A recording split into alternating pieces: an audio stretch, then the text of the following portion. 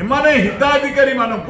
भिन्नक्षम भाई भौणी मान प्रति एमाने दलाली उपहास करने को जाऊँ तेणु से आंदोलन तीव्रतर हम ए आंदोलन केवे पछेब ना आगामी दिन में प्रस्तुत कर पंचायत कतरू आरंभ करी आमे गवर्नर को आगे चेतावनी देला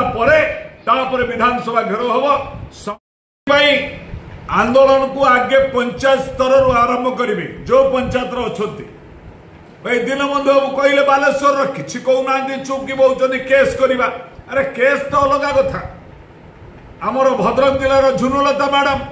सी चुपकी बस किसी भी मत देले कौन आंदोलन करिया जो मैंने अच्छा विभिन्न जिले में जो मैंने नर्मदा मैडम कहतु झुनुलता मैडम कहतु आपणकर जो मैंने आंदोलन को तीव्रतर करें तेणु न कले खाली साइड आजाद अली विद्यार महाती से प्रदीप बेहरा नर्मदा पात्र आम 5-6 जन आंदोलन करदे विधानसभा घेराव करदे ये आंदोलन को तीव्रतर करने पड़ो आम आशा करुचु राज्य सरकार मोहन चरण माझी एवं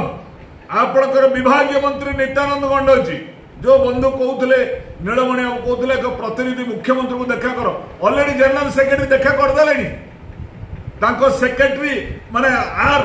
R.S. गोपाल जो निजे माने सी सत गोपाल निजे जानी से तो ओडिया एवं बुझी पारना 15-20 वर्ष रोच अधिकारी ओडिशा रे एमाने हिताधिकारी मानक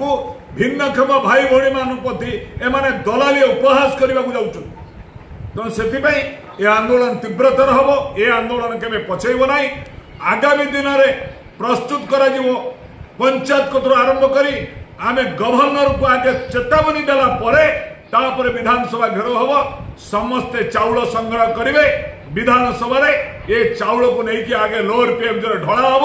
ये सरकार आमे गरीब कौन आमे तो गरीब खाया पाऊन ये सरकार भी खाया पाऊन ये आंदोलन को तीव्रतर करेंगे आपण मैंने समस्ते मूल्यवान मत रखि आज समस्त को धन्यवाद दूची आगामी दिन में ओडिशा भत्ता प्रदान संघर्ष समिति तार जो आंदोलन तैयार करछि आगामी दिन आंदोलन को आउरी दुर्बार करने समस्त साथी माने निज अंचल ये शक्ति की आउरी 2 गुणा करेंगे लड़ाई आगामी दिन में तैयार हे मोर समस्त को धन्यवाद।